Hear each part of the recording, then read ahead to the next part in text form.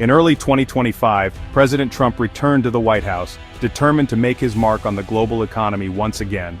With a bold move, he set the stage for a new era of economic confrontation.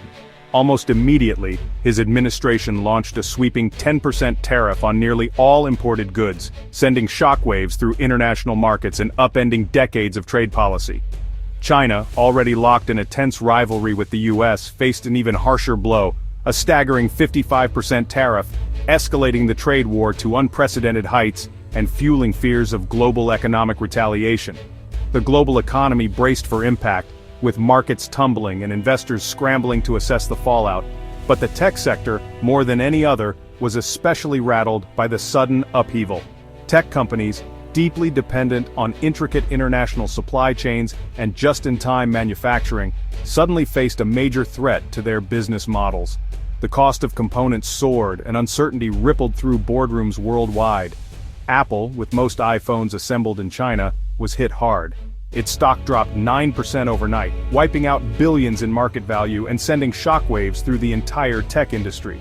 The company sells over 60 million iPhones in the US each year, so the tariffs threatened either profit margins or forced price hikes. Consumers and analysts alike wondered if the era of affordable smartphones was coming to an end. The era of cheap, predictable global manufacturing was ending. Delays, shortages, and rising costs became the new normal as companies scrambled to adapt to the shifting landscape.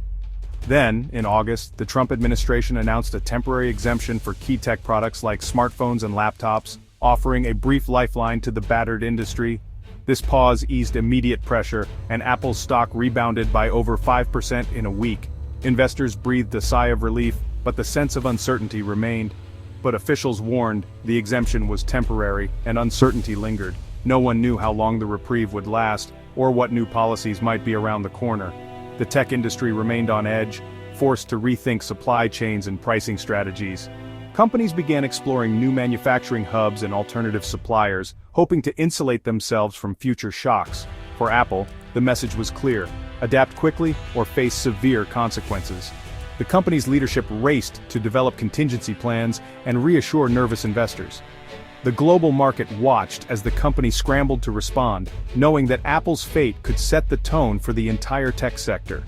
Investors and competitors alike braced for further shocks, aware that the next move could reshape the industry for years to come. The tariff gambit had redrawn the rules of global trade overnight, forcing companies and countries to rethink their strategies and alliances. The world waited to see who would adapt and who would falter in this new, uncertain era of global commerce. Under mounting tariff pressure and the threat of escalating trade tensions, Apple executed a rapid and strategic pivot. The company began shifting iPhone production from China to India at breakneck speed, mobilizing resources and teams across continents. The goal was clear: keep US-bound iPhones out of China's tariff crosshairs and protect Apple's most profitable market from costly disruptions. Foxconn, Apple's main partner, responded with remarkable agility, sending 97% of its Indian-made iPhones to the US between March and May 2025. This was a massive leap from the previous year, signaling a dramatic shift in Apple's global manufacturing footprint. In just 5 months, $4.4 billion worth of iPhones shipped from India to America, an unprecedented surge that stunned industry analysts. Already surpassing 2024's total, Tata Electronics quickly followed suit, ramping up its own production lines. 86% of Tata's iPhones were now headed to the US, further strengthening India's role in Apple's supply chain. India's share of global iPhone production soared to 20%, a milestone that would have seemed impossible just a few years ago. This achievement cemented India's role in Apple's future, opening doors for further investment and innovation. Apple even chartered planes to fly $2 billion in iPhones from India to the US, bypassing shipping delays and ensuring shelves stayed stocked. The company also convinced Indian authorities to slash customs clearance times from 30 hours to just 6, a remarkable feat of negotiation. This logistical feat showcased Apple's operational muscle, global reach, and its ability to influence policy at the highest levels. The supply chain shuffle was a high-stakes gamble, requiring bold decisions and flawless execution. But it kept Apple in the game, and the world took note of the company's resilience and adaptability. Apple proved it could move fast and decisively when survival was on the line, setting a new standard for global business agility. The financial stakes for Apple were enormous. The company, known for its innovative products and strong market presence, found itself in a precarious position. Analysts warned that, without the tariff exemption, Apple could lose 6% of its annual earnings, billions wiped from its bottom line. This potential loss was a significant concern for investors and stakeholders alike. The company faced a tough choice: absorb the costs and hurt profits, or raise prices and risk losing customers. Each option carried its own set of risks and potential long-term consequences. Either move could damage Apple's brand and market share. Loyal customers might turn to competitors, and the brand's reputation for premium products could suffer. The entire tech sector watched Apple's response, knowing it would set the tone for the industry. Other companies were also bracing for the impact of the trade war. A slowdown in iPhone sales would ripple through suppliers and partners worldwide. The global supply chain, already under strain, could face further disruptions. The August exemption brought relief, but the threat of future tariffs still loomed. The temporary reprieve allowed Apple to breathe, but uncertainty remained. Analysts celebrated the reprieve but warned of ongoing chaos and uncertainty. The market remained volatile and future trade policies were unpredictable. Companies now had to factor political risk into every decision. Strategic planning became more complex, with geopolitical factors playing a larger role. The new trade environment made long-term planning a gamble. Businesses had to be more agile and ready to adapt to sudden changes. For Apple and its peers, the cost of unpredictability was now part of doing business.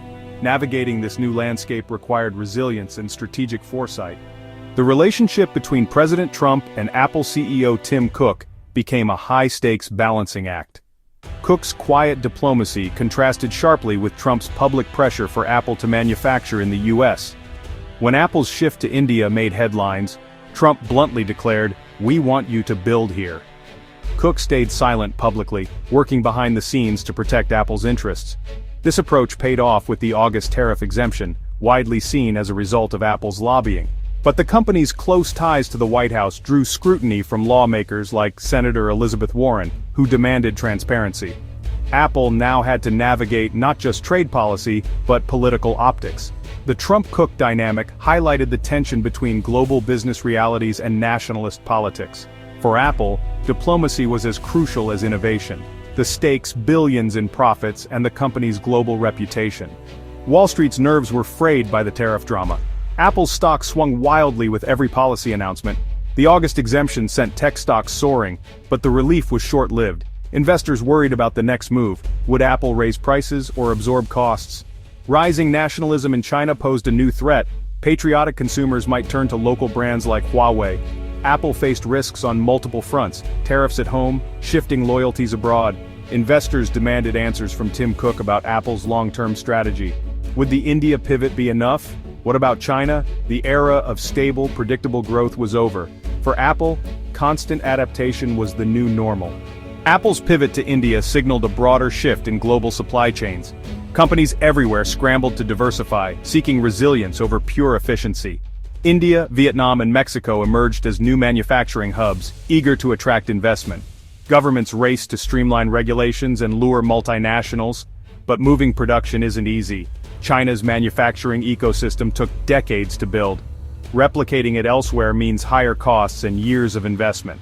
Trump's push to bring all manufacturing to the US was unrealistic. One estimate put the cost of a US-made iPhone at $3,500. America's trading partners protested and retaliated, deepening the global trade rift. Nations adapted, forging new alliances and trade deals in a fractured world. The rules of global commerce were being rewritten in real time. The trade war forced Apple to rethink its entire strategy. Diversifying production is now a permanent priority, even if it means higher costs.